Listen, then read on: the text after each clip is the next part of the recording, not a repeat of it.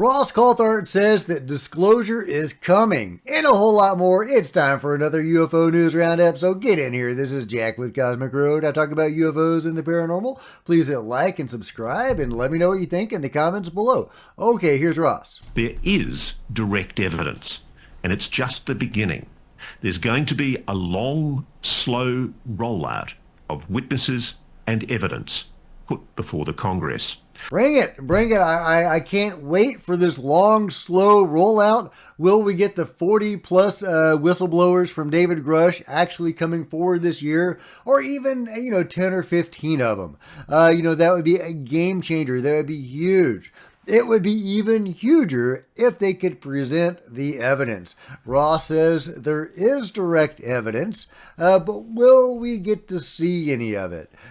Fingers crossed, guys. Fingers crossed. Meanwhile, I'm very excited about the possibility of the Select Committee in the House. This is Eric Burleson who's leading the charge on all of this, talking about it. I couldn't share this clip with you yesterday because my OBS was acting up, but here's what Eric had to say. We've reached out to Mike Johnson. I think that this is the next step, is to send a formal letter. Look, I'm lucky to have other colleagues that are part of the UAP caucus, that we're all taking this matter very seriously. We took the whistleblower, David Grush, and his allegations very seriously. I think we took the testimony of pilots who have had these near-miss encounters and have seen these objects. We've taken their concerns very seriously, and I think that we owe it to the American people to shed light on the expenditures that are, all the money that's being used to investigate these matters. This needs to be done in a transparent way, and we're trying to do this in a very thoughtful way, which is why I think that we need the resources. We need to have a select committee so that we can have the staff in place who are dedicated to this cause. Well, amen, brother. Amen.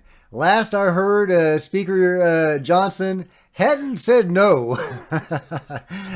He didn't say no to a select committee. He hasn't said yes to a select committee, but he hasn't said no. Here's the letter itself that Eric and others wrote. Dear Speaker Mike Johnson and Democratic Leader Jeffries, in light of recent whistleblower testimony and new evidence pertaining to the existence of UAP, we request that the U.S. House of Representatives establish a select subcommittee under the House Committee on Oversight and Accountability. And that's where Tim Burchett is.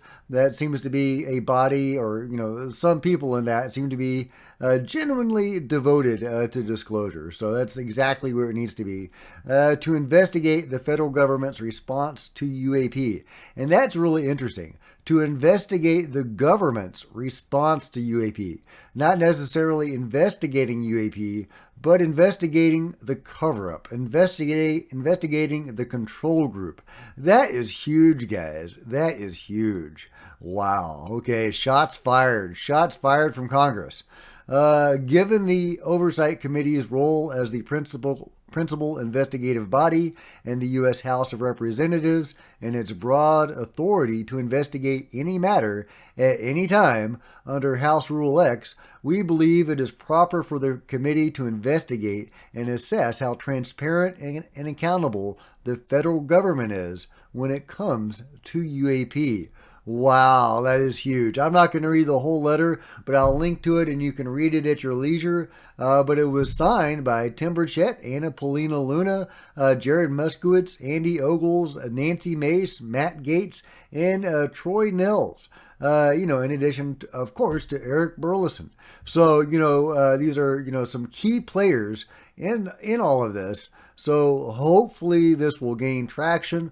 Hopefully this subcommittee will happen, because I think this is what needs to happen for us to make the progress that I really hope that we make. Oh, and check this out.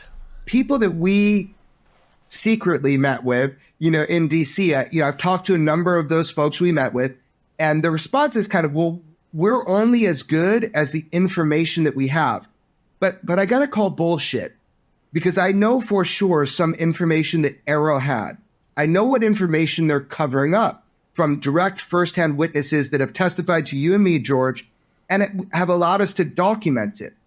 So people that have gone in the classified setting and they have reported to Arrow what they know, have also with us gone on record, and it is recorded, what it is that they said they testified to as like a backup for journalists, right?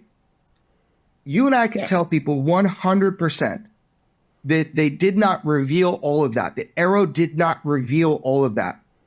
I have to imagine that those people came to us to have that documented and recorded so that if this happened, that their stories would be heard, that their information would be heard.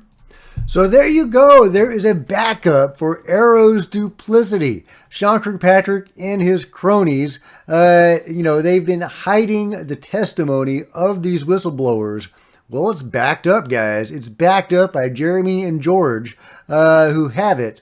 Will they release it? When will they release it? Hopefully it will be soon. Hopefully it will be gangbusters, and I can't wait to see it. They should be very fucking scared. In other news, Lou Elizondo is firing back at a recent Stephen Greenstreet hit piece. When asked by Brandon Blueball, is that a real name? Lou, just wondering how you feel about the claims of Stephen Greenstreet that you were never the director of a classified UAP program. To which Lou replies with a quote from Theodore Roosevelt. It is not the critic who counts, not the man who points out how the strong man stumbles or where the doer of deeds could have done them better. The credit belongs to the man who is actually in the arena, whose face is marred by dust and sweat and blood, who strives valiantly, who at best knows in the end the triumph of high achievement, and who at worst, if he fails, at least fails while daring greatly. All right. Okay, you get him, Lou. You get him. In other news, has this strange undersea anomaly been vanished by Google? What? That's crazy. That's crazy. Now, many of you will be familiar with this crazy underwater anomaly that many people think is an alien base underwater. And you can totally see why they think that. Look at this huge structure. It's got pillars. It's got a flat top. I mean, it doesn't look natural. I mean, who knows? Maybe it is. Maybe there's some natural explanation for that crazy ass structure. Totally possible. Totally possible. But if it had a natural explanation, why would it be being vanished now by Google? That's really interesting. Really interesting. The first picture is now. Other two are screenshots I've been holding on to because I have a completely normal level of obsession with this, says Kelly Chase. That's what it used to look like, and now that is what it looks like. Has it been scrubbed? I'll let you guys go down that rabbit hole and let me know what you think on that. But just really crazy. And that's in a really high active area. One person points out that it's not far from where SpaceX is. This anomaly is, not SpaceX, right next to 10th Space Operations Squadron. The 10th Space Operations Squadron is a component of Delta 8, headquartered in Point Mugu, California. I don't know if I would want to be located at Mugu, but okay. All right. There you go. Interesting. Who wants to take a nice scuba dive? I can talk. I got words, guys. I got words. Anyway, really weird, guys. Is Google trying to hide this crazy anomaly or possibly undersea base? Meanwhile, as if Tim Burchett didn't have enough to worry about, now he has to worry about deepfakes. Hey everybody, Tim Burchett, just leaving Oversight Committee. Been researching deep fakes. That's where they can put people's picture on like a nude body and claim they're doing all kinds of filthy things. And then we've had kids literally that have committed suicide over this stuff. And how do we regulate it and what do we do? It's a moving target, so we're working on it. Anyway, thank y'all for sending me here. Yeah, well, thank you, Tim. But yeah, poor Tim as if they didn't have enough to worry about in Congress. Now we have entered the point in history where we won't be able to know what's real and what's not real. I mean, I guess to a certain extent it's always been that way, but now we have entered the point where anything you see on TV or in social media may be faked. It's just so frustrating. It's so frustrating, guys.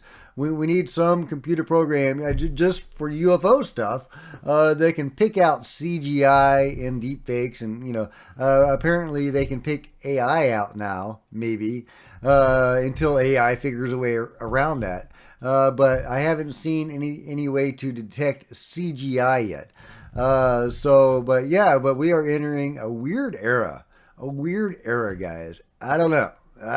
But meanwhile, here is the official document confirming that the Nazca mummies are not handicrafts. The government of Peru, with its specialist in molecular biology and genetics, recognizes the DNA of tridactyls Maria and Victoria, stating that they are organisms. They are not cobbled together dolls of any sort. They are organisms. And it's interesting that they recognize the DNA because, my wife, molecular biologist, and she got her buddy who actually sequences DNA to look at the DNA, and they weren't entirely satisfied with the protocols that were used. But this is somebody that is a specialist in biology and genetics that is recognizing the DNA. So I find that encouraging. Now, I don't know if they are gene sequencing experts. I still think better work needs to be done on the DNA.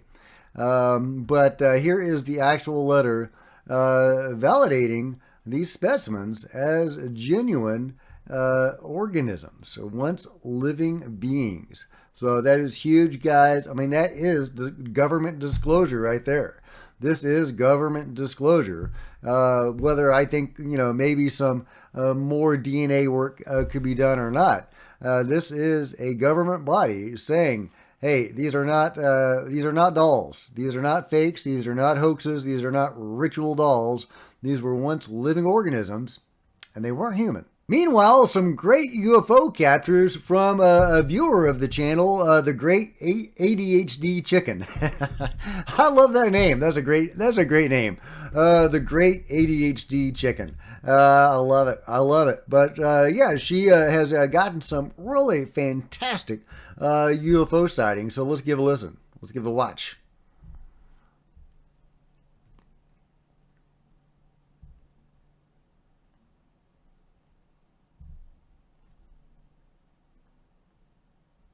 Pretty cool.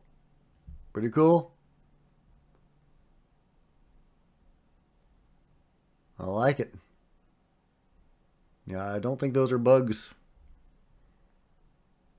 That is weird.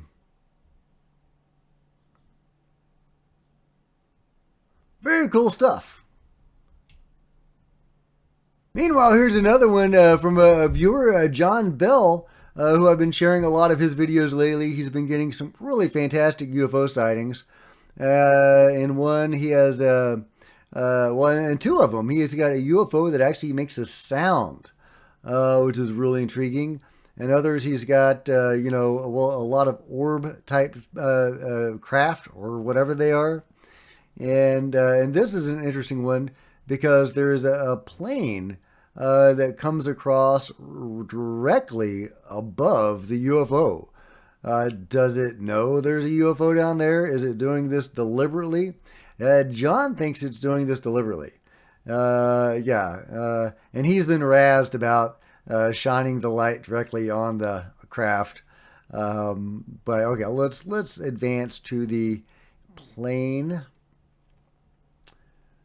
All right, where is the plane? The plane, boss, the plane. Okay, where is it? Where is the plane? There we go. Look at that. Plane just flies right over that UFO. I mean, probably just a total coincidence, but I don't know. It's interesting. But at the very least, you can tell the clear difference between what a plane looks like and a UFO. Look at that. That's intriguing. That's intriguing. I mean, it could have just been a random intersection of trajectories there, but John thinks it was deliberate. Either way, super great capture. Here's another one from John where you can see an object streaking by and then vanishing.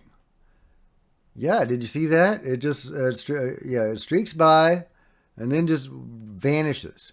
Does it go into a portal? Does it become invisible? What's going on there? I don't know, but it's a great capture. John is one of these people that the phenomenon allows him to get it on camera and seems to want him to share these sightings. So I'm doing my part sharing these fantastic sightings. And I guess this is the phenomenon's way of making contact and disclosing, I guess. And John is getting all these fantastic stuff, and he's putting them out there, doing his part. And this is me trying to help out. Meanwhile, Canada looks like it's getting into UFOs a little bit more seriously. A new survey from Ufology Research says more than 500 reports of unidentified flying objects were reported in Canada last year. Most of the sightings were of unexplained lights in the sky. And joining us now is science journalist Chris Rakowski. Good morning, Chris. Good morning. Thanks. And I'll let you watch the full interview at your leisure. It's a few minutes long. But yeah, it's great to see Canada, seriously tackling UFOs. They, like everybody else, has been covering this up for so long. But are things opened up there? Are they a little bit more talkative about it now? A little bit more transparent about it? I would love to see that. It'd be great if we could get some other country other than the U.S. providing disclosure, because it's not happening at any sort of breakneck pace in the U.S. But hey, we might be getting a select committee. We're going to have field hearings. There is potential for this year in the U.S. to be a real game changer, and I sure hope that happens. But it's great to see other countries potentially stepping up to the plate. But fear not, because we always have the cosmic Ross Coulthart watching out for us. I love this. This is so cool. Okay, but let me know what you think about today's news in the comments below. And if you've enjoyed this video, please give me a big thumbs up. I sure would appreciate it. Smash the subscribe button and the bell to be notified of future videos. You don't want to miss a thing. Join me on social media, Facebook, Twitter, Discord, links below. Love to see you guys there. If you wanted to support Cosmic Road in a bigger way, please consider grabbing a coffee mug or a t-shirt in the merch store below, or buying a book. If you're a fantasy or science fiction fan, you might like one of my novels. Again, see the link below. Or you can become, see, Ross liked that idea, or you can become a channel member. Channel members are rock stars, and I really appreciate you guys' support. Thank you very much. Also, channel members frequently get to see videos hours ahead of everybody else. Meanwhile, there are plenty of other videos on the channel, and I'll see you guys next time. This is Jack with Cosmic Road, signing out.